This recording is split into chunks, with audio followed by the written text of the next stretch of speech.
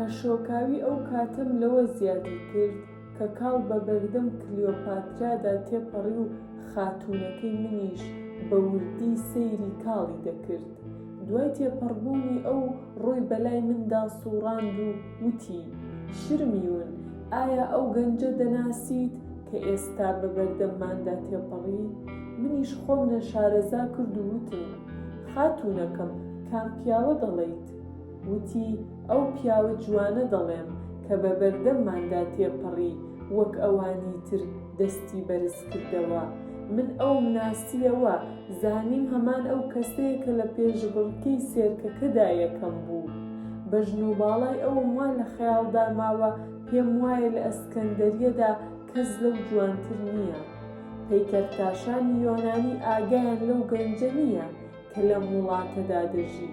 ئەگەر بیانزانی با لە میسرە دەهاتنە ئێرە و دەیان برد بۆ یۆنان تا لە شولاری ئەو دروست بکەنەوە. کاتێک کلیۆپاترا ئەم قسەیەی کرد، من ئەو قسەی ئەوم لەگەڵ ڕاکەی کاڵدا بەراورد کرد. کاڵ پێی وابوو جوانترین ژنی میسر کلیۆپاترایە. کلیۆپاتراش کاڵی بە جوانترین گەنجی ئەسکەندەریە دەزانێت. ئەم دوانە یەک بۆ چوونیان سەبارەت بە یەکتری هەبوو، دوور بە دووریش یەکتریان لا پەسەند بوو. تا ئەو ڕۆژە من نەمدەزانی ئیرەی چییە، زۆر جار گوێم لە وشەیە بوو، بەڵام من هیچ ئیرەیەکم لە بەرامبەر هیچ شتێکدا نەبوو. تا لەو ڕۆژەدا بۆم دەرکەوت غیرە چییە.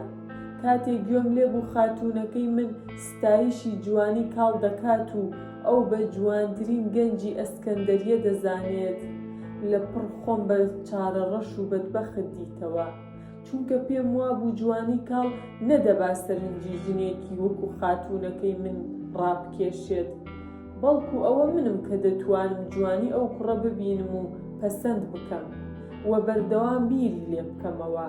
کەسانی تر ئەو ئامادەباشییان تێدا نییە. ئیتر بیرم لەوە دەکردەوە خاتوونەکەی من کچی پاشایە و هەرچی بیەوێت دەتوانێت بەدەستی بێنێت و هەر کەسێک حەز بکات بەرەو خۆی ڕای بکێشێت دەتوانێت ڕای کێشێت. سەبارەت بە ئەو گەنجی جوان کەم نین. هەموو لاوەکانی میسر خوازیاری ئەوەن کە ئاشنای کلیۆپاترا بن، بەڵام هیچێکێک لەوانە سەیری من ناکەن، چونکە دەزانن من کارەکەرم. هەرچەندە کاڵیش سەبارەت بە من هیچ هۆگریەکی لا دروست نەبوو، بەڵام ڕێزدارانە هەڵس و کەوتی لەگەڵدا کردم. کاتێ من لە ئوتێل سوور لەو جیابوومەوە و گەڕامەوە کۆشکی پاشایەتی، تێبینیم کرد ئەو لە من بێزار نەبوو بوو. بوونەجەی سەرنجی کاڵ لەلایەن کلیۆپاتراوە مەسەلەی هێرشی ڕەشپێستەکانی لەبیر من بردەوە. من ئەو ڕۆژە هیچ بیرم بەلای هێرشی ڕەشپێستەکانەوە نەچوو، تەنها خەیاڵم لای کلیۆپاترا و کاڵ بوو. ڕۆژێکی دواتر هەواڵ گەیشت ڕەشپێستەکان دلتایان کۆنتڕۆڵ کردووە. دلتا شوێنێکە ئەو کات ڕووباری نیل تێیدا دابەش بووە بەسەر چەند زەیەکدا و لە جیابوونەوەی ئەو حەوزەیە نێوانێکی وشکایی گەورە دروست بووە. ئەو زەویەش لە شێوەی یەکێک لە پیتەکانی یۆنانی چووە، بۆیە ناویان ناوە دلتا. دواتر لە سەردەمی سەرهەڵدانی ئیسلامدا شاری قاهیرەی پایتەختی میسری ئەمڕۆ لەسەر ئەو ناوچەیە دروست کراوە، بەڵام ئەمڕۆ نیل تەنها دەبێت بە دوو بەشەوە کە ناویان ناوە دامیت و ڕووزت. تا ئێستاش بۆ دوو بەشەی ڕووباری نیل دەڵێن دلتای نیل. ئیتر ژیانی ئاسایی لە ئەسکەندەریەدا ئیفلیج بوو، بەوەی پاشای میسر و کلیۆپاترا پەیمانیاندا بوو بەرگری لە ئەسکەندەریە بکەن. لەو ڕۆژەدا هەموو دوکانەکانی ئەسکەندەریە داخران و فرۆش و هاڵ و گۆڕ هەڵگیرایەوە. لە کاتی ئاساییدا بەشێک شتومەک لە خواروی میسرەوە دەهات. کەشتیەکان ئەو خواردنانیان بۆ ئەسکەندەریە دەهێنا، بەڵام چونکە ڕەشپێستەکان دلتایان گرتبوو، کەشتیەکان تەنها دەیانتوانی لە نێوان پێش دلتا و ئەسکەندەریەدا هامشەو بکەن، نەیان دەتوانی لە دلتا تێپەڕن. ئەو ڕۆژە هێشتانی وەڕۆدا نەهاتبوو کە کلیۆپاترا سواری کەژاوەکەی بوو لەگەڵ کۆمەڵێک سواردا ڕۆیشتن و لە شەقام و بازاڕەکانی شاردا گەڕاین. کلیۆپاترا سەیری کرد هەموو دووکانەکان داخراون و ئەو خەڵکەی دەیانەوێت شت بکڕن سەرگەردان ماونەتەوە و نازانن بۆ کوێ بچن. کلیۆپاترا فەرمانی دا کەژاوەکە وەرسوڕێننەوە بۆ کۆشکی پاشایەتی و یەکسەر چووە لای باوکی و پێیوت بۆ بڕیارێک دەرناکەیت دووکاندارەکان دەبێت دووکانەکانیان بکەنەوە و شتومەک بە خەڵک بفرۆشن. باوکی وتی خەڵک دەترسێت و پێیان وایە ئەگەر دووکانەکانیان کراوە بێت ئەوە ڕەشپێستەکان تاڵانی دەکەن. کلیۆپاترا وتی ئەگەر ڕەشپێستەکان بێنە ناو ئەم شارەوە داخرانی دووکانەکان ڕێگر نابێت لە بەردەمیاندا و دەیشکێنن و ئاگری تێبەردەدەن. دەست بەجێ فەرمانەکە بدە بە جاڕچیەکان و دووکاندارەکان بکەنەوە پێداویستیەکان با بە خەڵک بفرۆشن. هەر فرۆشیارێکیش دووکانەکەی نەکردەوە ئەوە لەلایەن مەئمورانی پاشاوە قەفڵەکەی دەشکێنرێت و دووکانەکەی دەکرێتەوە. ئێستا شار نەکەوتۆتە بەردەم مەترسی جددی هێرشی ڕەشپێستەکان تا خەڵک گوێڕایەڵی فەرمانەکانی تۆ نەبن و تۆش چاوپۆشیان لێ بکەیت. بەتلیمۆسی سێزدەهەم قسەی کچەکەی کاری تێکرد و فەرمانیدا جاڕچیەکان جار بدەن. دەبێت دووکانەکان بکرێنەوە و شت بە خەڵک بفرۆشرێت. ئەوەی سەرپێچیش بکات ئەوە لەلایەن مامورانی دەوڵەتەوە دووکانەکانی دەکرێتەوە. ئەو فەرمانەی پاشا کاریگەری هەبوو لەبەر ئەوەی خاوەن دووکانەکان زانیان ئەو هەڕەشەیە ڕاستیە و ئەگەر دووکانەکانیان نەکەنەوە ئەوە مامورانی دەوڵەت قفڵەکەی دەشکێنن و شتومەکە ناویشی بە تاڵان دەبرێت چونکە کەس دڵی بە ماڵی بێخاوەن ناسووتێت. دوای ئەوە دووکانەکان کرانەوە. کلیۆپاترا بە باوکی وت فەرمانێکی تر دەربکە ئەویش ئەوەیە هەڵهاتنی خەڵک لە ڕێگای دەریاوە قەدەغەیە. بەتلیمۆسی سێزدەهەم ئەو ڕایی کچەکەی پێ باش نەبوو. وتی یەکێک لە بەرەواجی جوانیەکانی ئەسکەندەریە دەریاوانیە بە هامشووی کەشتیەکان بە ئازادی. ئەگەر من بڕیارێک دەربکەم خەڵک لەم شارە نەڕوات دەبێت هەموو کەشتیەکان لە جموجوڵ بکەون. ئەمەش زیان بە کەشتیوەڕانی ئازاد دەگەێنێت. نابێ ئەم بۆچوونە بێتە پێش کە ئێمە دەمانەوێت هامشۆی دەریایی کەم بکەینەوە. کلیۆپاترا لە بەرامبەر بۆچوونەکەی باوکیدا قەناعەتی کرد چونکە زانی باوکی دروست شتەکانی لێک داوەتەوە. پاشای میسر وتی پیاوی ئەم شارە دوو جۆرن، هەندێکیان بە غەیرەتن و هەندێکیشیان ترسنۆک. ئەوانەی کارامەن ئەوانن چوونەتە ناو هێزی بەرگری میلی و ئامادەن بەرگری لە شارەکە بکەن. ترسنۆکەکانیش ئەوانن دەیانەوێت لە ڕێگەی دەریاوە هەڵێن. بوونی ئەمانە لەم شارەدا کەڵکیان نییە چونکە ئەوانە دەترسن شمشێر بەدەستەوە بگرن و بەرگری لە ئەسکەندەریە بکەن. کەسانی تۆقی و کاتێ لە نێوان کەسە ئازاکانیشدا بن ڕۆحیەتی ئەمانیش خراپ دەکەن. باشتر وایە ترسنۆکەکان بڕۆن و دلێرەکان بمێننەوە بۆ ئەوەی بتوانن باشتر بەرگری لە شارەکە بکەن. بەڕووکە شاری ئەسکەندەریە ئاسایی بووەوە. بەپێی فەرمانی پاشای میسر و کچەکەی کلیۆپاترا ئەفسەرانی سوپا بۆ مەشقدانی فیداییەکان بە خێرایی سەرقاڵی ڕاهێنانیان بوون. من چون ژنم هونەری شەڕ نازانم بەڵام گوێبیست بووم کە ئەفسەرانی سوپا هەوڵ دەدەن فیداییەکان خاوەن ئیرادە و دڵبەهێز بکەن بە فێرکردنیان بە ئەزبوونی سەربازی و مەشقی بەردەوام ئەوانە گورجوگۆڵ بکەن. ئەفسەرەکان بە خۆبەخشەکانیان دەوت ئێوە دەبێ لەگەڵ دوژمندا بجەنگن. ئەو دوژمنە نازانێت شمشێر بەکار بێنێت بەڵام بە غیرەتن چونکە ئەوانە وەک دڕندەوان.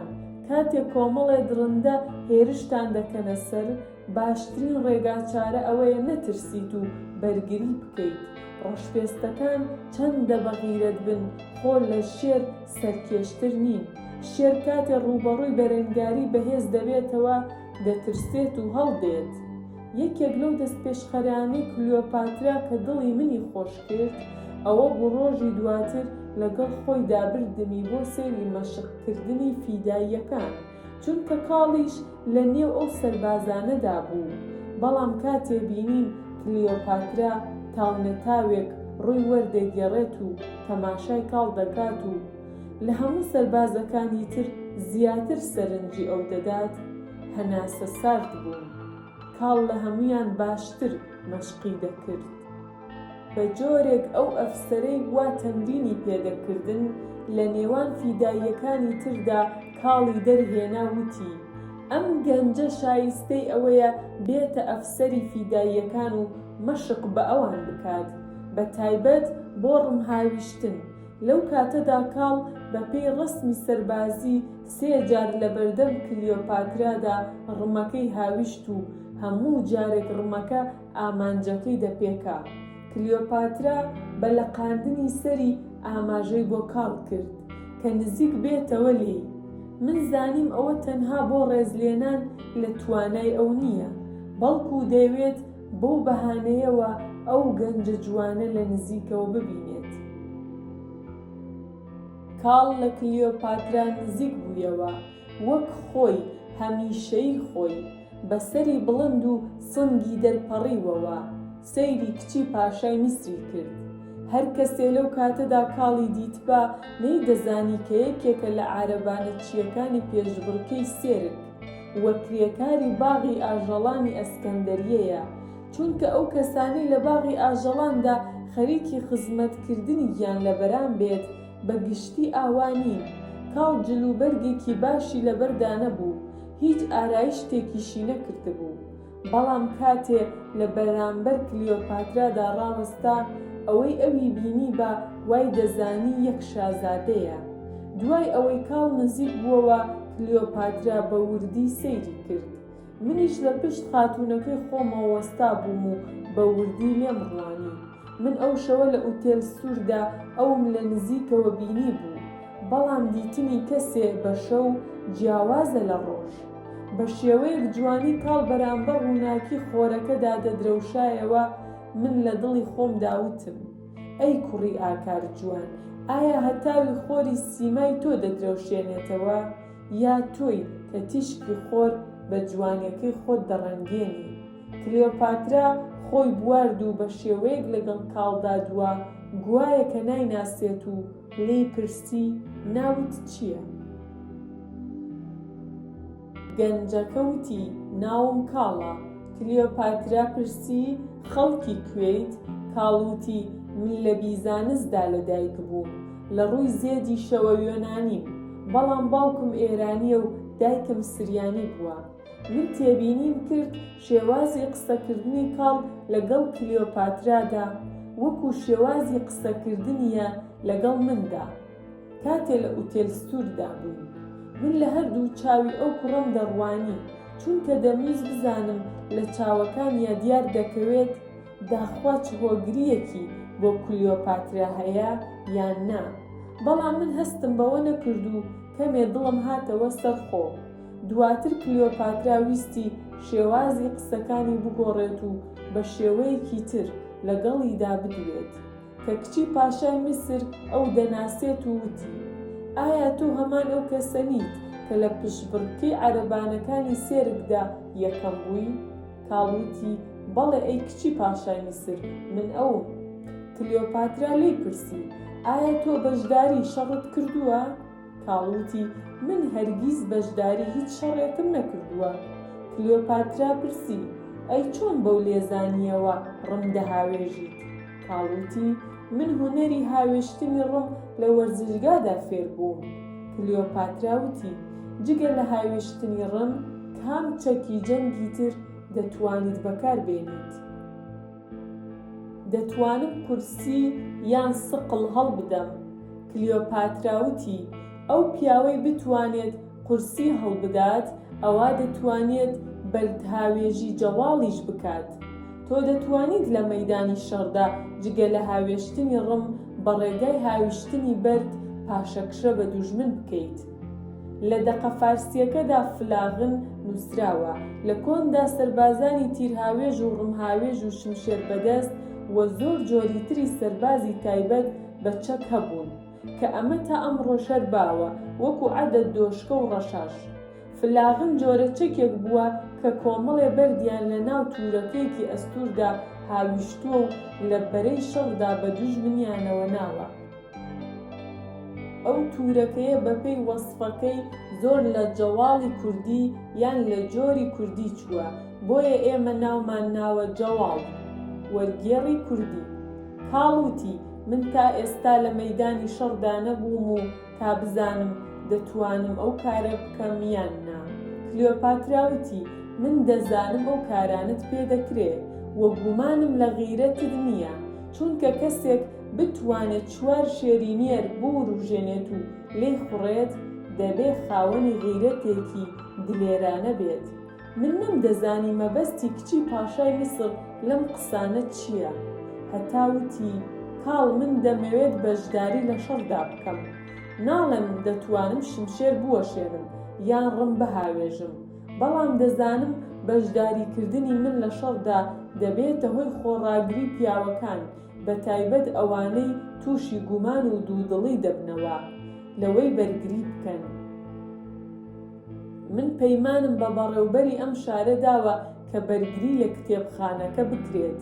ئەو پەیمانەش دەبێ بهێنمەدی، دەبێ لە کاتی شەڕدا دەستەیەک لە فیدایەکان لەگەڵ مندا بن، منیش هەڵبژاردننی ئەو کەسانە دەخەمە ئەستۆی تۆ، بەڵام تۆش لەگەڵ لێپرسراوەکانی سوپای میسردا مەشوەرەت بکە، چونکە ئەوانە پیاوی جەنگین و بەشداری شەڕیان کردووە و ئەزموونی وەهایان هەیە کە تۆ نایزانیت.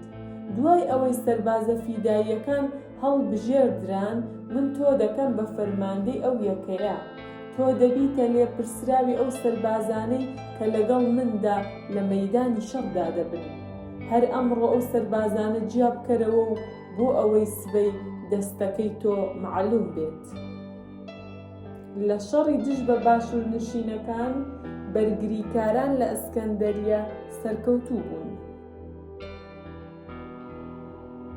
یەکەم ڕۆژی شەڕ کە لە مێژووی میسردا بە شەڕی دلتا ناسراوە و لە سەردەمی بەتلیمۆسی 11هەمدا کە دەلتای گرتەوە، دیار بوو ئامانجی ڕەشپێستەکانی دانیشتووی خوارووی میسر کە لە برسێتی و هەژاری و سەرئەنجامی وشکە ساڵی و نەبوونی دانەوێڵە و بەرەو سەرۆک شابوون و هێرشیان بۆ سەر شاری ئەسکەندەریەی پێشکەوتوو خاوەن سامان هێنابوو.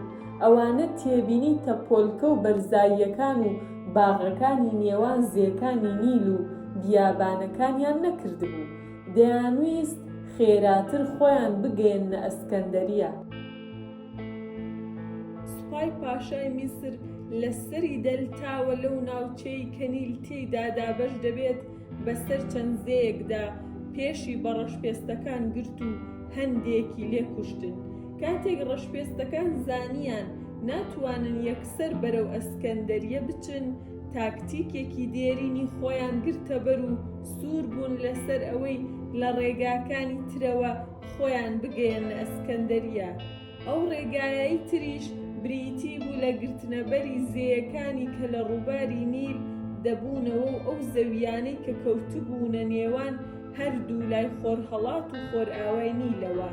کاتێک ڕەشپێستەکان پلانی ئەوەیان دادەنا لە ڕێگای ترەوە خۆیان بگەێنە ئەسکەندەریە، سوپای پاشای میسریش ناچار بوو تاکتیکی شەڕکردنی ڕۆژگاری بەتلیمۆسی دووەم بگرێتە بەر، واتە لە پشتەوە لە ڕەشپێستەکان بدەن تا ئەوان لە ئەسکەندەریەدا گەمارۆ بدەن و بیان کوژن.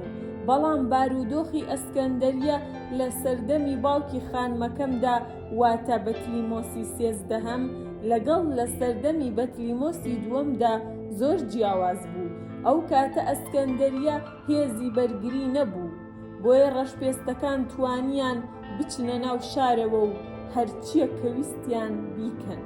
بەڵام لە سەردەمی بەتلیمۆسی 13هەمدا هێزی فیدایی هەبوو، ئەو هێزە دەیتوانی بەرگری لە شار بکات، خۆ ئەگەر نەشتوانێت ڕێگری لە هاتنەوەی ڕەشپێستەکان بکات، بەلایەنی کەمەوە دەتوانێت ئەوانە دوا بخات لە هاتنە ناوەوەیان بۆ ئەسکەندەریە. تا ئەو کاتەی سوپای میسر لە پشتەوە زەبەر لە ڕەشپێستەکان دەوەشێنێت و لە ناویان دەبات، لەبەر ئەوەی کلیۆپاترا بەڵێنی بەرگریکردنی بە کتێبخانەکە پاراست و گروپی سەربازەکانی کە پارێزەری خۆی بوون بە سەرکردایەتی کاڵ لە بەرامبەر کتێبخانەکەدا دامەزراند و بە کاڵی وت: بە سەربازەکانی خۆت بڵێ هەر چۆنێک بێت نابێت ڕەشپێستەکان بچنە ناو کتێبخانەکە، چونکە بەهای بەلای میسریەکانەوە لە بەهای کەسەکان زیاترە. ئەگەر لە کاتی شەڕدا وڵاتێک کۆمەڵێک خەڵکی بکوژێت، جێگایان پڕ دەبێتەوە، چونکە دایکانی میسری دووبارە ڕۆڵەیان دەبنەوە و گەورەیان دەکەن و جێگای کوژراوەکان دەگرنەوە. بەڵام ئەگەر کتێبێک لە ناو بچێت، ئەوە زیانێکە ناتوانرێت جێگای پڕ بکرێتەوە. هیچ شتێک شوێنی بەهای ئەو کتێبە ناگرێتەوە. باشووری میسر مەبەست لە سۆدانە، ئەو کاتە سەر بە میسر بووە. وەرگێڕی کوردی. کاڵوتی: تا ئەو ڕۆژەی من و سەربازەکانم زیندوو بین، ناهێڵم یەک ڕەشپێستیش بچێتە ناو کتێبخانەکەوە. هەروەها کلیۆپاترا بە کاڵی وت: منیش لەگەڵت دام، جگە لەوەی جارجار شوێنەکانی بەرەی شەڕ بەسەر دەکەمەوە، دەنا لە هەر لەگەڵ ئێوەدا دەبم. ئێوەش ئاگادار دەکەمەوە نابێت خۆتان بە کوژ بدەن، وا نەزانن کە خۆتان بە کوژتدا من لە ئێوە ڕازی دەبم. بە سەربازەکانت بڵێ ئەنجامدانی ئەرکەکانیان بریتی نییە لەوەی کە خۆیان بە کوژ بدەن، بەڵکو ئەوەیە کە بە زیندوی بمێننەوە و ڕەشپێستەکان بکوژن.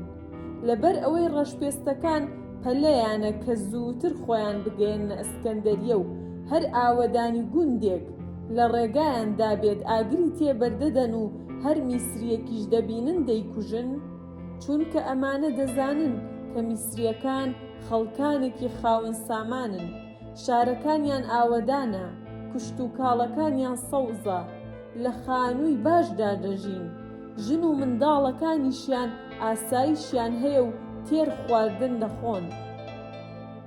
بۆیە ڕەشپێستەکان ڕقیان لە هاوسێکانی سەرویان دەبێتەوە و چێژ لە کوشتنی میسریەکان وەردەگرن.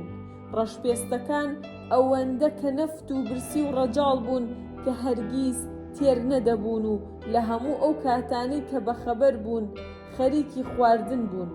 کاتێک بە گۆشتی ماڵات و باڵندەکانی کە لەدەم ڕۆخی ڕووباری نیلدا زۆرن دانەدەکەوتن، گۆشتی تیمساح و ئەسپی ئاوی و ماری ڕووباری نیلیان دەخوارد. ئەوەش تایبەتمەندی ئاژەڵی ئەمانەیە، بە هەمان شێوەی کە هەندێک ئاژەڵ هەرگیز تێر نابن و لە تەواوی ئەو کاتانەی بێدارن هەر خۆراک دەخۆن، ڕەشپێستەکانیش ئاوا هەر خەریکی خواردنن و هەرگیز دەمی ئەوان لە جوڵە ناکەوێت، تەنها لە کاتی خەو یان کاتێک کە هیچیان دەست نەکەوێت بیخۆن. شێوازی شەڕی ئەمانەش وەکو ئاژەڵان بوو. بە یەک جار شاڵاویان دەهێنا و هەرچی لە ڕێگەی خۆیاندا بیان بینیایە دەیان کوشت، چونکە ئەوانە هیچ لە بیری خۆپاراستن و پەنادانی خۆیاندا نەبوون.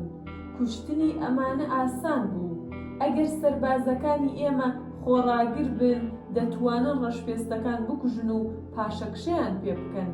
لەپی دەست و بەری پێی ڕەشپێستەکان وەکو سمی ئەسپ و هێستر ڕق بوو کە تیر نەیدەبڕی و نینۆکی درێژیان هەبوو. کاتێک چەکەکانیان لە دەست دەکەوتە خوارەوە، بە چۆڕنووک شەڕیان دەکرد و هەوڵیان دەدا چۆڕنووکەکانیان لە چاوی سەربازەکان بچەقێنن و کوێریان بکەن. کاڵ لە هاویشتنی ڕمدا کارامە بوو. سەربازەکانی خۆی فێر کرد چۆن کاتێک ڕەشپێستەکان ڕم دەهاوێژن بەرگری لە خۆیان بکەن. کاڵ کە شێوازی شەڕکردنی ڕەشپێستەکان لە ئەفسەرانی میسریەوە فێربوو بوو، بە سەربازەکانی یەکەکەی خۆی وت: چەکی ڕەشپێستەکان ڕمە کە دەیهاوێژن. بەڵام لەبەر ئەوەی شارەزاییان لە هونەری شەڕدا نییە، عەقڵی ئەوەیان نییە لەو کاتێک کە ئەوان ڕمەکە دەهاوێژن لەوانەیە دوژمنی بەرامبەریان خۆ بدات بە زەویدا، یان خۆی لا بدات و ڕمەکە بەسەریاندا بڕوات.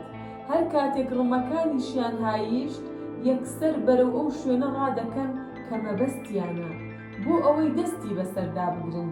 دەبێت لەو کاتانەدا کە ئەوان ڕمەکانیان هاویشتووە و دێنە پێشەوە، سەربازانی فیدایی ڕمەکانی خۆیان بەهاوێژن بۆ ئەوەی بتوانن هێرشی ئەمانە ڕاگرن. ئەگەر زانیان ئەوە نابێتە هۆی ڕاگرتنی هێرشەکەیان، ئەوە دەبێت شمشێرەکانیان لە کەلان دەربهێنن و بەکاری بێنن، چونکە ئامڕازی خۆپاراستن لە چڕنووکی درێژی ڕەشپێستەکان شمشێرە. ئەوان شمشێریان نییە و نازانن بەکاری بهێنن و دەکوژرێن. ڕەشپێستەکان شمشێریان پێ نەبوو، بەڵام گورزی مەترسیداریان هەبوو. گورزی ئەمانە بریتی بوو لە یەک پارچە بەرد کە دەیان خستە ناو یەک کیسەی چنراوی گیاییەوە. ئەو کیسەیان بەو پەتانی کە بە شۆڵ گیا چنرابوون بە کۆمەڵێک تەختەدارەوە دەبەستەوە. بوونی ئەو بەردە لە ناو کیسەدا و بەستنەوەی ئەو کیسەیە بە کۆمەڵێک تەختەوە بۆ ئەوە بوو لە تەبەردەکە ورد نەبێت و بە ساغی بمێنێتەوە. کردنی ئەم کارە سەبارەت بە ڕەشپێستەکان ئەزیەتی زۆر بوو. لە کاتێکدا خستنە کیسەی بەردێک بە ڕووکەش ئاسانە، بەڵام سەبارەت بە ئەوان گران بوو. گورزی بەردێنی ناوبراو لە دەستی ڕەشپێستەکاندا چەکێکی مەترسیدار بوو، جێگای شمشێری دەگرتەوە. کاتێک لە دوژمن نزیک دەبوونەوە وەکو ڕمەکان دەیان هاویشت. لە بەرامبەر ئەو گورزەدا باشترین چەک قەڵغان بوو. پاشای میسر ڕازی بوو کە هەموو سەربازەکانی فیدایی هەر یەکە و قەڵغانێکی تەختەیان بدرێتێ. کاڵ سەربازەکانی خۆی هەندەدا مەشق بە گورزی هاوشێوەی گورزی ڕەشپێستەکان بکەن بۆ ئەوەی لە کاتی شەڕدا بتوانن خۆیان لە گورزی ئەوان بپارێزن. دوای ئەوەی ڕەشپێستەکان لە سەری دەلتا تێپەڕین، پاشای میسر گرنگی زۆری بەمە نەدا، چونکە ڕێگاگرتن لەمانە لە دەشتەکانی نێوان ڕووبارەکانی نیل و لە بیابانەکانی خۆرهەڵات و خۆرئاوای ئەو ڕووبارەدا شێتی بوو. ئەنجامی نەدەبوو جگە لەوە سوپای فیداییەکانی میسر تێدا دەچوون و ڕەشپێستەکان بەبێ بەربەست و کێشە دەهاتنە ناو ئەسکەندەریە و ئەو شارەیان وێران دەکرد. ڕەشپێستەکان کاتێک بە بیاباندا بڵاو بوونەوە یەک دەستە و دوو دەستە نەبوون تا بتوانرێت ڕێگریان لێ بکرێت، بەڵکو سەدان دەستەی بچووک بە ڕێگابڕینی بەردەوام دەشتایەکانی نێوان بەشەکانی ڕووباری نیل و دەشتایەکانی تەنیشت ئەویان دەبڕی. ئەگەر هەر دەستەیەک ڕەشپێست یەک دەستە سەربازیان ناردبا، ئەوە 5 بەرامبەری سوپای میسریش نەیدەتوانی ڕێگا لەمانە بکرێت. تاکتیکی عاقڵانی ئەوە بوو کە لێ بگەڕێن ڕەشپێستەکان لە ئامانجی خۆیان ئەسکەندەریە نزیک ببنەوە و ئەو کاتە دەکەونە نێوان دوو شمشێر، واتە لەلایەک فیداییەکان و لە پێشەوە هێرش بکەنە سەر ئەوانە و لە پشتەوەش سوپای میسر ڕاماڵیان بکات و لە ناوەڕاستدا ئەو هێرشە بکەن بە دوو کەرتەوە و لە ناویان ببەن. ئەگەر پاشای میسر ویستبای سوپای میسر یان هێزی فیدایی خەریکی شەڕی لاوەکی و جیاجیا بکات، ئەوە سەربازەکانی میسر لەم لاولەولا لە شەڕی لاوەکی و بچووکدا دەکوژران و ڕێگای ئەسکەندەریە دەکرایەوە، چونکە لە پێش شاردا هێزی بەرگری کار نەدەما. ڕەشپێستەکان لە ناوچەی دەلتادا یەک گوندیان بە سەلامەتی نەهێشتبووە و هەموو شوێنەکانیان وێران و سووتان کردبوو. هەرچی دانەوێڵە و خۆراکێ لە ناوچەکەدا بوو خواردبوویان. لە کاتی ئاساییدا زیاتر لە 100,000 سەر ماڵات لە لەوەڕگاکانی دەلەوەڕان. هەموو ئەوانە لەلایەن ڕەشپێستەکانەوە خورابوون و لەناو برابوون. هەرچەندە پەیوەندی نێوان ئەسکەندەریە و خواروی وڵات نەما بوو، بەڵام شار لە ڕووی بوونی شت و مەکەوە کێشەی نەبوو، چونکە کەشتی زۆر لە سووریاوە شتومەکیان دەهێنا. پاشاش وەکو پێشووتر باسمان کرد کاسبکارانی ناچار کرد کە زۆربەی دوکانەکانیان بکەنەوە و وەکو ڕۆژانی ئاسایی شتومەک بە خەڵکی بفرۆشن. دوو تەلاری گەورەی ئەسکەندەریا سێرک و بینای شانۆکە بوون، تایبەت کران بە جێنشینکردنی ئاوارەکان، بەڵام لەبەر ئەوەی زۆر لە دێهاتەکان و کۆچەریە شوانکارە و خێڵیەکان هەموویان ڕایان دەکرد و خۆیان دەگایاندە ئەسکەندەریا، ئەو دوو بینایە بەشی ئەوانی نەدەکرد. لەو کاتەدا پاشای میسر فەرمانیدا بەشێک لە عەمبارەکانی بەندەری ئەسکەندەریا کە ئەو کاتە بەتاڵ بوون بدات بەو ئاوارانە و ئەوانی تریش لە دەم بەندەری نیلدا لەسەر ئەو لمەدا نیشتەجێ بکرێن، چونکە کەژی پاییز تازە هاتبوو. ئاوارەکان بەڕۆژ لە دەست گەرمە هەراسان نەبوون و بەڵام بە شەو بەدەست سەرماوە دەیان ناڵاند. ئەوەشمان بیر نەچێت کە ڕەشپێستەکان گەیشتنە ئەسکەندەریا کاتێک بوو کە باڵندەکان لە ئاسماندا دەنگی کۆچ و باری گەرمیان و کوێستانکردنیان دەهات، چونکە لە وەرزی پاییزدا باڵندەکانی سەرووی دەریای ڕۆم بەرەو ڕۆخەکانی میسر کۆچیان دەکرد و دەنگی قاڕەقاڕەی ئەمانە لە ئاسماندا دەبیسران. لەو شەوەدا کە بۆ یەکەم جار دەنگی باڵندە کۆچەریەکان لە ئاسماندا دەهات و لە ڕۆخی نیلدا دەنیشتنەوە، ڕەشپێستەکان هێرشیان دەهێنایە سەر ئەسکەندەریا. ئەوان پێیان وابوو تاریکی شەو لە بەرژەوەندی ئەواندایە و بەرگریکاران لە شار ناخافڵن. لەوە بێئاگا بوون کە فیداییەکان بە فەرمانی ئەفسەرانی سوپا و تەئکیدکردنەوەی کلیۆپاترا خۆیان بۆ شەڕی شەو ئامادەکردووە و مەشخەڵی زۆریان کۆکردبووەوە بۆ ئەوەی شوێنەکانی شەڕی پێ ڕووناک بکەنەوە.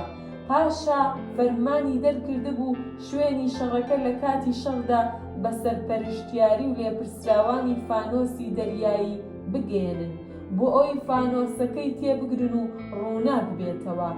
ئەوانە نەیانتوانی بەردەوام ڕووناکی فانۆسی دەریایی لە شوێنی شەڕەکان بدەن، چونکە ئەو کەشتیانەی کە لە دەریاوە دەهاتن پێویستیان بە ڕووناکی فانۆسەکە بوو، بۆیە هەندێک ڕووناکی فانۆسی دەریایی لە شار دەگیر دەدرا بۆ ئەوەی بەرگریکاران دۆخی شەڕەکە ببینن. لە هەمان ئەو کاتانی کە لە ئەسکەندەریەدا خەریکی دابینکردنی کەرەستەی بەرگریکردن بوون، ڕێژەیەکی زۆریشیان لە چەکی ئاگری یۆنانی دروست کرد. من وتم چۆن دەتوانرێت نهێنی ئاگری یۆنانی لە میسردا بپارێزرێت ئەگەر جگە لە پاشا و یەک وەستاکار نهێنی ئەمە نەزانن. لەو کاتەدا کۆمەڵێک کرێکار بە هاوکاری ئەو وەستاکارە ئاگری یۆنانیان دروست دەکرد، بەڵام نەیان دەزانی ئەو مادانەی کە لە دروستکردنی ئەو چەکەدا بەکار دێت چییە. بەپێی فەرمانەکانی وەستاکارەکە هەندێک کەرەستەی ڕەنگاوڕەنگیان لەگەڵ یەکتردا تێکڵاو دەکرد بۆ ئەوەی ئاگری یۆنانی دروست بکەن. ئەو شەوەی کە ڕەشپێستەکان هێرشیان هێنایە سەر ئەسکەندەریا بەلای منەوە شتێکە کە بیر ناچێتەوە. لەو شەوەدا لە هەر چوارلاوە جگە لە بەشی سەروی ئەسکەندەریا دەنگی تەپڵلێدانی ڕەشپێستەکان دەهات. ئەمانە بە دوو مەبەست تەپڵیان لێدەدا: یەکەم بۆ ئەوەی بەرگریکاران لە شاردا بترسێنن، دووەم بۆ ئەوەی بەهۆی ئەو تەپڵلێدانەوە پەیوەندیان لەگەڵ یەکتردا نەپچڕێت. هەر دەستێک هەواڵی شەڕ و پێکدادانەکانی خۆیان بە یەکتری دەگەیاند. کاتێک ڕەشپێستەکان هێرشیان هێنایە سەر شار، هێزی فیدایی ئێمە مەشخەڵەکانیان هەڵکرد بۆ بەرگریکردن و ئامادەبوون. پاشای ئێمەش کە هەر شمشاڵی لێدەدا لەو شەوەدا جلوبەرگی جەنگی لەبەر کردبوو، ئامادەی بەرگریکردن بوو لە شارەکەی. گوێم لێ بوو بەو کەسانەی کە لە دەوروبەریدا بوون دەیوت لەبەر ئەوەی ئەم شارە لە بەرپرسیارەتیەکەی لە ئەستۆی منە، بۆیە پێویستە من لە پێش لە کەسانی تریش بەرگری لێ بکەم. پاش ئەوەی ڕەشپێستەکان هێرشیان هێنا، فەلەقەکانی بەرگریکاران کەوتنەکار و بەردیان بەسەر هێرشبەراندا دەباراند. ڕەشپێستەکان ئەوەیان پێشبینی نەکردبوو کە بەم جۆرە بەردیان بەسەردا ببارێت، بۆیە بەسەر سوڕماویەوە کوژرا و بریندار و هەموویان کەوتنە سەر زەوی و دواتر زیندووەکانی کە دەیانتوانی هەڵبێن بەرەو دواوە ڕایان کرد. فەلەق جۆرە چەکێکی جەنگیە کە لە کۆندا بەکاردەهات و شێوەی وەکو میلێکی درێژ بوو، لەسەر بنکەیەکی قورس دەکێشرا و لە کاتی جەنگدا بەردی پێ هەڵدەدرا. بەڵام دواتر تێبینی ئەوەیان کرد فەلەقەکانی ئێمە کەم و کوڕی و لاوازیەکیان هەیە، ئەویش یەکێکیان ئەوەیە کە ئاماژەیان کەمە، ئەوی تریشیان ئەوەیە کە پڕکردنەوە و بەستنەوەی بەردەکان سستە و ئەو کەسانی کە پڕکەرەوەی ئەو چەکەن ژمارەیان کەمە. پاشان من لە دواتردا لە کاڵم بیست وتی ئەگەر لەو شەوەدا هێزی بەرگریکار لە ئەسکەندەریەدا فەلەقەی تەواویان هەبوایە و ئەو فەلەقەیان بەسەر سێ دەستەدا دابەش بکردایە و هەر دەستەیەک لە پشت یەکتریەوە دامەزرابان بە شێوەیە کە هەر چەند ساتێک دەستە فەلەقەکان بەردی بەهاویشتایە، ئەوانی تر ساز بکرانایەتەوە. ئەوە هێرشی ڕەشپێستەکان شکستی دەخوارد و پێویستی بە کەرەستەی تر نەدەکرد. هۆی کەمی فەلەقەکان ونبوونی پارە و توانای سەربازی بوو، چونکە بۆ دروستکردنی هەر فەلەقەیەک پارەیەکی زۆری دەویست. بەتلیمۆسی سێزدەهەم کە پاشایەکی دەوڵەمەند بوو، ساڵانە سامانەکەی لە زیادبووندا بوو، ڕازی نەبوو کە بۆ دروستکردنی فەلەقەیەکی تر پارە بدات. بەپێی قسەکەی کاڵ کەڵگوەرگرتن لە فەلەقە پێویستی بە دەستەیە کەسی نیشاگری خاوەن ئەزموون هەبوو تا بتوانن بە خێرایی فەلەقەکان پڕ بکەنەوە و گۆشەی سێرەگرتنی فەلەقەکە دیاری بکەن.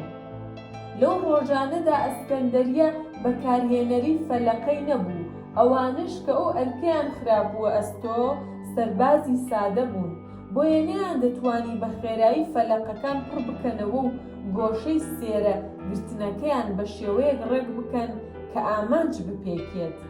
لەبەر ئەوەی قاپولەکەی فەلەقەکانیش بچوو ببوون، سەربازەکانمان نەیان دەتوانی بەردی زۆر بخەنەنەو ئەو شوێنە و بەرەو هێرشکارەکان بیهاوێژن.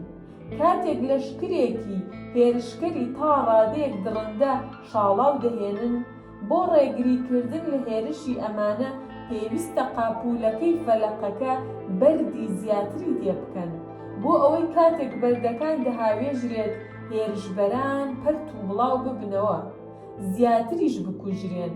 بەڵام لەبەر ئەوەی فەلەقەکانی ئەسکەندەریە بچوو ببوون، نەیان دەتوانی بەردی زۆر بەهاوێژن. ئەمەش ئەنجامێکی زۆر باشی بەدەست نەدەهێنا بەهۆی ئەو کەم و کوڕیانەی کە لە پێشەوە باسمان کرد.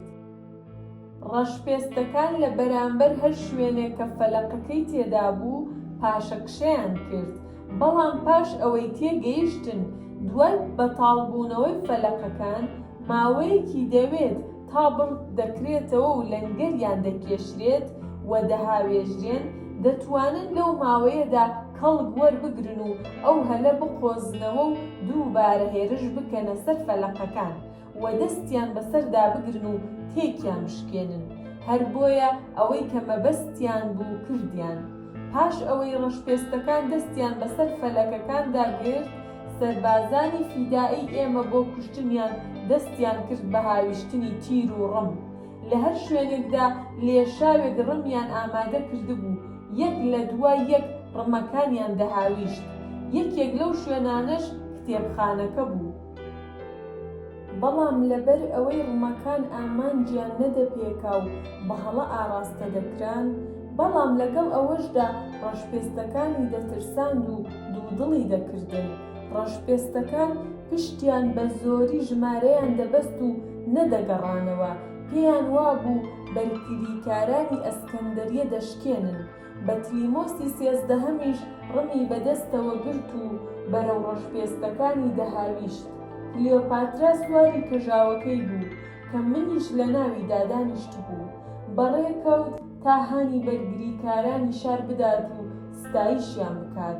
دەگەیشتینە هەر شوێنێک بە بەرگریکارانی دەوت بەو شێوەی کە دەیبینن بەرگریکردن و خۆڕاگری بەرەنگاربوونەوەی ئەو دڕندانە ئاسانە. ئەوەندە بەسە ئێوە ئەوەیان نیشان بدەن کە ئێوە نە لە ڕەنگی ڕەشیان دەترسێن و نە لە هاوار و تەپڵلێدانیان. دوای ئەوەی شەڕەکە ماوەیەکی خایاند و دەنگی تەپڵەکانیان هەر دەبیسترا، لە هەموو خاڵەکانی شەڕ و پێکداداندا شەڕی ڕەشپێستەکان ڕاوەستا و ئیتر هێرشیان ڕاگرت. کلیۆپاترا چووەوە ناوچەکەی خۆی کە کتێبخانەکە بوو. لەو ماوەی ڕەشپێستەکان خەریکی هێرشکردن بوون لە ناوچەکانی بەندەری ئەسکەندەریەدا هیچ شتێک ڕووی نەدا کە شایەنی باسکردن بێت. لەو کاتەدا چەند کەشتیەک لە دەریاوە دەهاتن کە گەیشتنە بەندەری ئەسکەندەریا. لەبەر ئەوەی نەیان دەزانی لە ناو شاردا چی ڕوودەدات، پاش ئەوەی ئەوانیش گەیشتنە بەندەری ئەسکەندەریا هیچێکی وەها ڕووی نەدا تا ببێتە هۆی تەنگاوکردنیان. بەتلیمۆسی سێزدەهەم هەندێک لە ئەفسەرانی سوپا و لێپرسراوانی فیدایی لەمانە شکاڵی بۆ کۆشکی پاشایەتی بانگێشت کرد. منیش لەگەڵ کلیۆپاترادا چوین بۆ ئەوێ. پاش کەمێک سەربازان هەندێک برینداری ڕەشپێست کە گیرا بوون هێنایان بۆ کۆشکی پاشایەتی تا لەلایەن پاشاوە لێکۆڵینەوەیان لەگەڵدا بکرێت.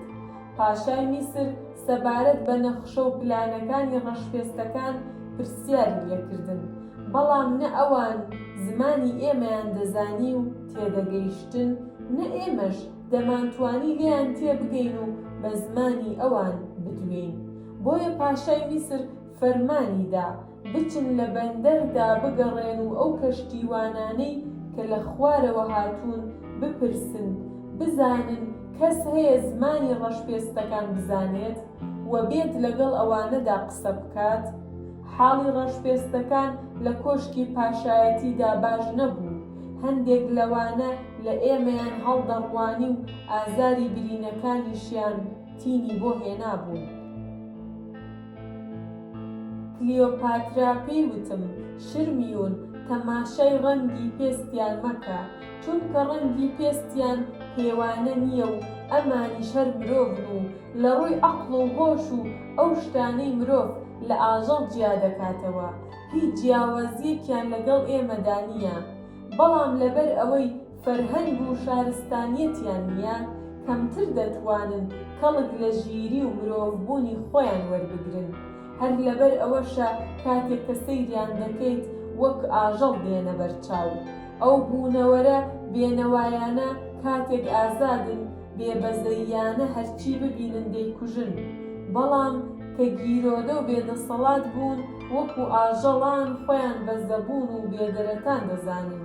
وەک دەبینیت چۆن دەگرین و ورە و غیرەتیان تێدا نامێنێت. لەو کاتەدا دوو کەس لە بازرگانانی خوارو کە زمانی ئەوانیان دەزانی هاتن و بەتلیمۆس لە ڕێگای ئەو دوو کەسەوە لە بریندارەکانی پرسی ئێوە چەند کەسن؟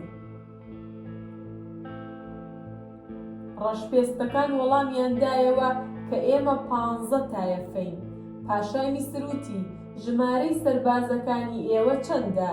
ڕەشپێستە بریندارەکان نەیانتوانی ژمارەی سەربازەکانی خۆیان مەزەندە بکەن و وتیان نازانین. دوای ماوەیەک لە قسەکردن لە نێوان وەرگێڕەکان و ڕەشپێستە بریندارەکاندا، وەرگێڕەکان وتیان ڕەشپێستەکان ژمارەکان نازانن، هەر کە نمرەکان لە 20 تێپەڕاند تێناگەن، بۆیە نازانن وەڵامی ئەو پرسیارە بدەنەوە سوپاکەیان لە چەند سەرباز پێکاتووە. بەتلیمۆسی سێزدەهەم سەری لەم قسەیە سوورما وتی ئەی چۆن لە کاتی شەڕدا سەرپەرشتی بەشە جیاجیاکانی سەربازەکانیان دەکەن لە کاتێکدا نازانن ژمارەیان چەندە؟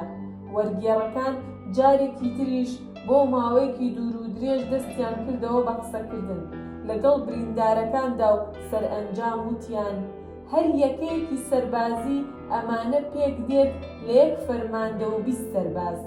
پاشای میسر وتی ئەمانە بۆچی ژمارەی 20یان بۆ دروستکردنی یەکەی سەربازیەکانی خۆیان داناوە.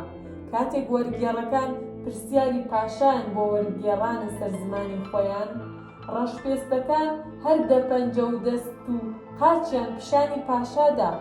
دیار بوو بەهۆی ئەوەی کە هەموو مرۆڤێک 20 پەنجەی هەیە، بۆیە یەکە سەربازەکانیان لەسەر بنەمای ئەو ئاماژەیە داناوە. دواتر پاشا پرسی بۆچی ئێوە لە وڵاتی خۆتانەوە دەرپەڕیون بۆ ئێرە و هاتوون؟ ئەوانیش وەڵامیان دایەوە وتیان هەموو دەزانن لە هەرێمەکەی ئێمەدا ئاوی ڕووباری گەورە بەرەو سەرەوە دەڕوات. ئەویش بەو شارە نەدا تێدەپەڕێت کە پڕن لە ئاز و قەو ژنی پێسپی. ئێمەش ئاڕاستەی ئاوەڕۆی نیلمان گرتە بەر و بەرەو سەرەوە کەوتینە ڕێ بۆ ئەوەی ورگی خۆمان پڕ بکەین لە خۆراک و چێژ لەو ژنانە وەربگرین. پاشای میسر لێی پرسین ئەم شەو ئێوە پاش هێرشێکی بەهێز بەربڵاو کشانەوە و ئیتر دیار نەمان. پێمان بڵێن بۆچی پاشە کشەتان کرد؟ بریندارە ڕەشپێستەکان وتیان کاتێک بینیمان چاوی ئێوە لە تاریکی شەودا باشتر لە چاوی ئێمە دەبینێت کە بە تاریکی ڕاهاتوین، لەبەر ئەوەی کەڵکتان لە مەشقەڵ وەرگرت و خاوەن فانۆسێکی گەورەی شن کە شەوقی زۆرە هەموو شوێنێکی ڕوونا کردبووەوە، لەبەر ئەوە شەڕەکەمان ڕاگرت و پێمان باش نەبوو ئەم شەو بەردەوام بین لە هێرشکردنمان و پاش ئەوەی دنیا ڕووناک بووەوە دیسانەوە هێرش بکەین. پاشای میسر کۆمەڵێک پرسیاری تری لە ڕەشپێستەکان کرد، بەڵام ئەوانە نەیان دەتوانی وەڵامی پرسیارەکانی پاشا بدەنەوە، چونکە نەیان دەزانی بەتلیمۆسی 13هەم مەبەستی چییە و چی دەڵێت. یەک لەو شتانەی کە پاشا دەیویست بزانێت ئەوە بوو ئایا ڕەشپێستەکان دەزانن سوپای میسر لە پشتی ئەوانەوەیە و دەیەوێت لە پشتەوە تێکیان بشکێنێت یان نا. بەڵام ڕەشپێستەکان نەیان دەتوانی وەڵامی ئەم پرسیارانە بدەنەوە. پاشای میسر ئەوەی مەبەستی سەرەکی بوو بیزانێت تێگەیشت، فەرمانیدا ئەمانە لە کۆشکی پاشایەتی ببەنە دەرەوە و لە لێواری نیلدا بیان کوژن و لاشەکانیان فڕێ بدەنە ئاوەکەوە تا بۆ لای دەریا بچێت و ببن بە خۆراکی یانەوەرانی دەریا. لە ئەنجامی ئەو ڕاوێژ و گفتوگۆیەی ئەو شەوەوە گەیشتنە ئەو بڕیارەی پێویستە بەرگریکارانی شار لە بەرەبەیاندا چاوەڕوانی هێرشی ڕەشپێستەکان بن، چونکە لە کاتی شەودا هێرشی ڕەشپێستەکان تێکشکا بوو. بە دڵنیاییەوە ئەگەر بەرگریکاران لە شاردا خۆیان لە بەردەم هێرشی ڕۆژیشدا ڕابگرن ئەوە شکستیان پێدەهێنن. چەند کەسێک لە لێپرسراوانی بەرگریکارانی فیدایی لەلایەن پاشاوە بوونە جێگای ڕێز و ستایشکردن، بەڵام هیچ یەکێک لەوانە بەقەدەر کاڵ نەبووە جێگای ستایشی پاشای میسر. بۆیە لە بەرامبەرە و ئازایەتیەی لەو شەوەدا نواندی پلەی سنتۆریۆنیان دایە. سنتۆریۆن پلەیەکی سەربازی ڕۆمیە. زۆرم پێخۆش بوو لەوەی کە کاڵ لە فەرماندەی دەستەیەک فیدائیەوە بوو بە ئەفسەرێکی ڕەسمی. تەنها شتێک کاری تێکردبوو ئەوە بوو کە پلەی ناوبراو بە پێشنیاری کلیۆپاترا لەلایەن پاشاوە درابووە کاڵ. ئەگەر کلیۆپاترا ئەو پێشنیارەی نەکردایە کاڵ نەدەگەیشتە ئەو پلە و پایەیە. هەرچۆنێک بێت کاڵ ئەو دەرەجە وەرگرتنەی بە چاکەی کلیۆپاترا دەزانی و زیاتر هۆگری ئەو بوو. بەیانی ڕۆژی دواتر دەنگی تەپڵ و هاواری ترسناکی ئەوانە جارێکی تر بەرز بووەوە. ئێمە زانیمان ڕەشپێستەکان هێرشەکانیان دەست پێ کردوتەوە بەوەی ئەوانە بوونەوەری نیوە وەحشی بوون، دەرسیان لە شەڕی دوێنێ وەرگرت بوو. لەو شوێنانەی کە فەلەقەکەی تێدا بەسترا بوو هێرشیان بۆ نەدەکرد. بۆیە هێزی بەرگریکاری ئەسکەندەریە لەو ڕۆژەدا نەیان توانی کەڵک لە فەلەقەکانیان وەربگرن. دەکرا فەلەقەکان لە شوێنێکەوە بۆ شوێنێکی تر بگوازنەوە. بەڵام ئەنجامدانی ئەو کارە تاقێکی ڕۆژی دەخایاند. تا ئەو کاتە شەڕەکە یەکلایی دەبووەوە. ئەزموونێکی تر کە ڕەشپێستەکان لە شەڕی شەوی ڕابردووەوە وەریان گرت بوو ئەوە بوو بە ڕێگای گورزە مەترسیدارەکانی خۆیان ڕمهاوێژانی ئەسکەندەرەیان دەکوشت. بەو شێوەیە کاتێک سەدان ڕەشپێست بە یەک جار لە یەک لاوهێرشیان دەکرد، گورزەکانیان بەرەو ڕم هاوێژەکانی ئێمە هەڵدەدا. هەرچەندە هێزی بەرگریکاری لە ئەسکەندەریەدا بەڕمەکانیان هەندێک ڕەشپێستیان کوشت، بەڵام ئەوانیش توانیان کۆمەڵێک لە ڕمهاوێژانی ئێمە لەناوبەرن. لە 3 شوێندا ڕەشپێستەکان توانیان هێڵی بەرەی شەڕ تێک بشکێنن و بێنە ناو شارەوە. ئەگەر چەکی ئاگری یۆنانی نەبوایە کە لەو 3 شوێنەدا پێشی بەهێرشکاران گرت، ئەوە ڕەشپێستەکان دەیانتوانی خۆیان بگەێننە ناوقەدی شارەکە و لە پشت ئەوانەوە لێشاوی ڕەشپێستەکان دەهاتە ناو شارەوە و ئەسکەندەریە داگیر دەکرا. بەڵام چەکی ئاگری یۆنانی کە نەدەکوژایەوە و ئەوانەی هاتبوونە ناو شار کە فروتونای کردن، من تا ئەو کاتە شێوازی بەکارهێنانی چەکی ئاگری یۆنانیم نەبینی بوو، تەنها ناویم بیست بوو. بەڵام لەو ڕۆژەدا بینیم کە سەربازەکانی ئێمە کۆمەڵێک گرۆڵەی درێژیان بەدەستەوە بوو کە سەرێکیان تۆپەڵە بوو، ئاگری تێبەردەدا و دەیان خستە سەر فەلەقەکە و دەیان هاوێشت. ئەو تۆپەڵە ئاگرەی بە مادەیەکی تایبەت تەڕکرا بوو لە ئاسماندا دەتەقیەوە. هەندێکیش لەو تۆپەڵانە دوای ئەوەی دەکەوتنە سەر زەوی دەتەقینەوە. دوای تەقینەوەی هەر یەکێک لەمانە گڕێکی بەتین و پڕشنگاوی بەڕووی ڕەشپێستەکاندا دەتەقیەوە. ڕەشپێستەکان چەند هەوڵیان دەدا ئەو ئاگرەی تیان بەر نەبێت و بیکوژێنەوە نەیان دەتوانی، و بە هاواری پڕبەزەییانەوە دەسووتان و لە جوڵە دەکەوتن. کەم و کوڕی ئاگری یۆنانی ئەوە بوو کاتێک ئەویان بە ڕێگەی فەلەقەکە بۆ شوێنی دوور دەهاویشت، لە شوێنێ دەکەوتە خوارەوە کە شوێنێکی سەربازی گرنگ نەئەبوو و کاریگەری لەسەر ڕێگرتن لەسەر هێرش نەدەبوو. بۆیە دەبوایە لە نزیکەوە ئەو ئاگرە بە ڕەشپێستەکان بکەوتایە، لەبەر ئەوەی چەکی ئاگری یۆنانیش بە گرانی و سەختی تەواو دەبوو. پاشای میسر نەیدەتوانی ڕێژەیەکی زۆر لەوە دروست بکات. دەبوو ئەو چەکە بە شێوەیەک بەکاربهێنن تەنانەت تۆزێکیشی بە هەدەر نەچێت و بە هەر تۆپەڵەیەک کۆمەڵەیەک ڕەشپێست بکوژن. تانی وەڕۆی ئەو ڕۆژە شەڕ هەر بەردەوام بوو. 2 کۆتر لە خواروی ئەسکەندەریەوە هاتن.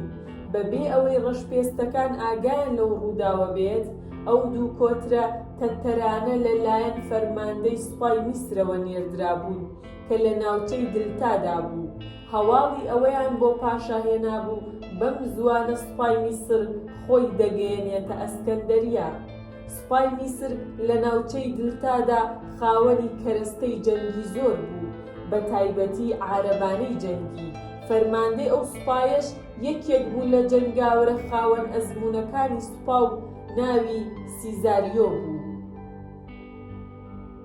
سیزاریۆ پیاوێکی چاونەترس و کارامە بوو.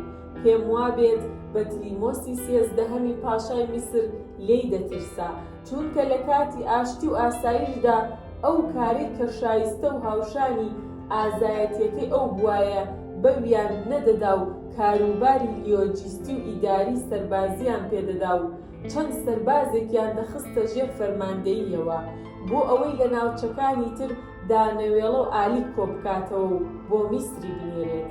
ئەوەی لەبیرم مابێت 2 جار ئەویان ناردە دەورەوەی وڵات بە بەهانەی ئەوەی شارەزایی لەسەر چەکی یۆنانی و ڕۆمی بەدەست بهێنێت.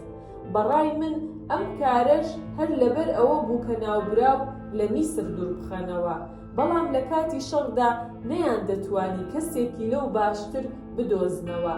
سەبارەت بە بەڕێوەبردننی سوپایەکی گەورە و سەرکەوتنی ئەو لە شەڕدا، سیزاریۆ دوای ئەوەی بینی ڕەشپێستەکان لە بیاباندا بڵاوبوونەتەوە نەیدەویست هێزی خۆی لە بەرامبەر ئەوانەدا لاواز بکات و لێیان گەڕێ کە بە هەر لایەکدا بیانەوێت بڕۆن و هەرچی دەکەن بیکەن.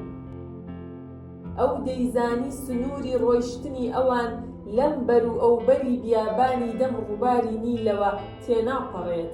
ئەگەر بەرەو خۆرهەڵات بڕۆیشتنایە دەگەیشتنە دەریا و ڕێگای پەڕینەوەیان نەدەبوو، ناچار دەگەڕانەوە.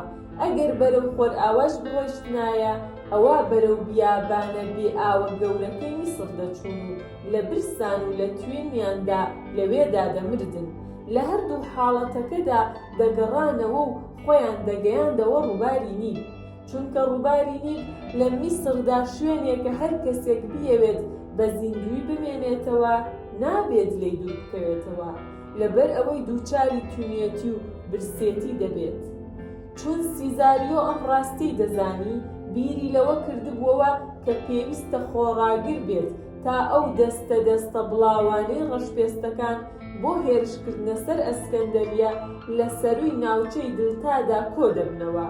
ئەو کاتە هێرشێکی سەخت و توندیان دەکاتە سەر و لە ناویان دەبات. ئەو ڕۆژە کە خۆر لە ناوەڕاستی ئاسماندا بەرەو ئاوابوون چەما بووە، بەرگریکارانی ئەسکەندەریە بە بەردەوامی شەڕیان دەکرد. ژمارەی هێرشکەرانی خوار و ئەوەندە زۆر بوو هەرچەندە بەرگریکاران لە شار لێیان دەکوشتن، ژمارەیان کەم نەدەبووەوە. وەک ئەوە وابوو ئەوانە لە زەوی بێنە دەرەوە. کلیۆپاتراوتی پێم وابێت لە خواروی میسردا هەر شتێک کە بۆ خواردن دەست بدات نەماوە، چونکە ئەو ڕەشپێستە بێژمارانە هەرچی هەبووە خواردویانە و بە هەر شوێنێکدا ڕەت بوون، هیچیان لە پاش خۆیانەوە جێنەهێشتووە. لەبەر ئەوەی سەربازانی فیدایی ئێمە شارەزاییان کەم بوو، یان بەهۆی برسێتی و توونێتیەوە ماندوو دەهاتنە بەرچاو، بەڵام من لە ڕەنگوڕووی کاڵدا ماندووبوونم نەدی، و لە نێوان سەربازە فیداییەکاندا تەنها ئەو چین ئارەقی دەڕشت، بەڵام بەشەکەت نەدەهاتە بەرچاو. کاتێ سێ لەسەر چواری ڕۆژ بەسەر چوو، گوێمان لێبوو ژاوەژاوی ڕەشپێستەکان زیادی کرد و زۆر وروژان، شێوازی تەپڵ لێدانەکانیان ئاوازەکەی گۆڕدرا. من ئەو کاتە نەمدەزانی وروژانی نائاسایی ئەمانە چییە. دواتر بۆم دەرکەوت هۆیەکەی ئەوەیە سوپای میسر لە پشتیانەوە و نزیکی ئەسکەندەریە بۆتەوە. کاتێک سوپای میسر لە ئەسکەندەریە نزیک بووەوە، کارەساتەکەی سەردەمی بەتلیمۆسی دووەم ڕووی نەدایەوە، چونکە ئەو کاتە شاری ئەسکەندەریە خاوەنی سوپای فیدایی نەبوو. خەڵکەکەی ڕەشە بکوژی کران و تەواوی سامانی ئەو شارە تێدا چوو. بەڵام لە ڕۆژگاری بەتلیمۆسی سێزدەهەمدا ئەسکەندەریە هێزێکی بەرگریکاری بەتوانای هەبوو کە دەیتوانی ڕێگر بێت لە بەردەم هاتنە ناوەی ڕەشپێستەکان بۆ ئەسکەندەریە.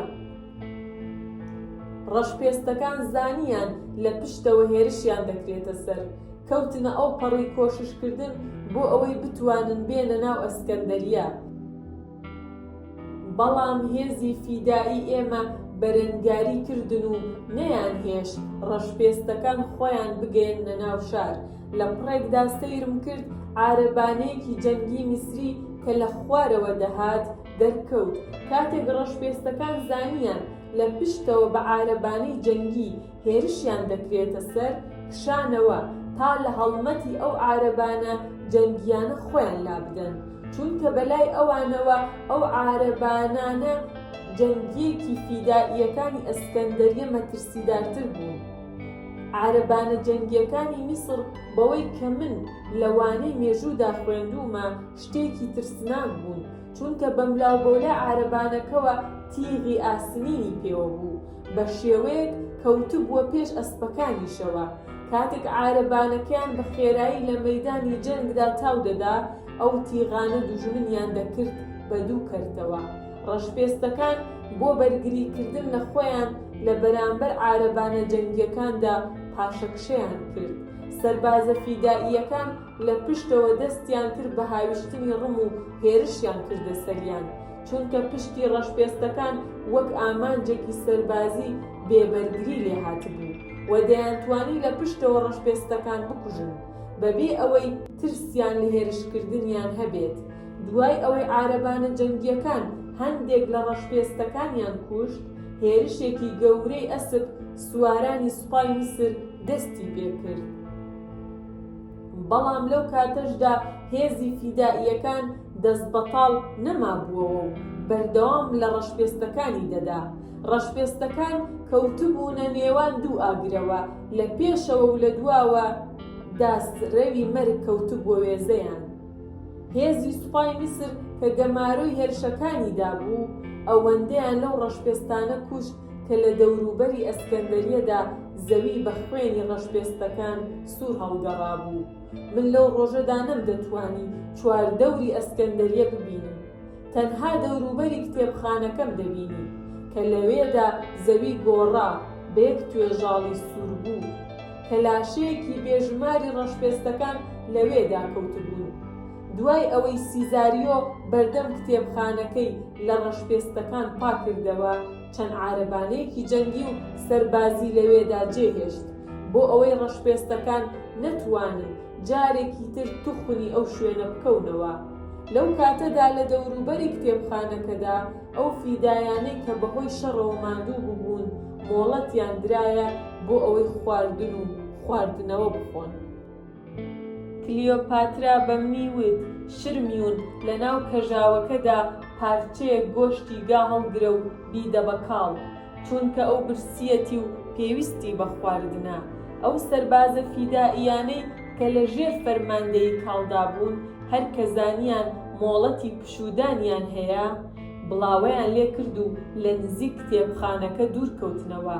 هەندێک لەمانە ماڵەکانیان نزیک بوو، بۆ نان خواردن چوونەوە ماڵی خۆیان.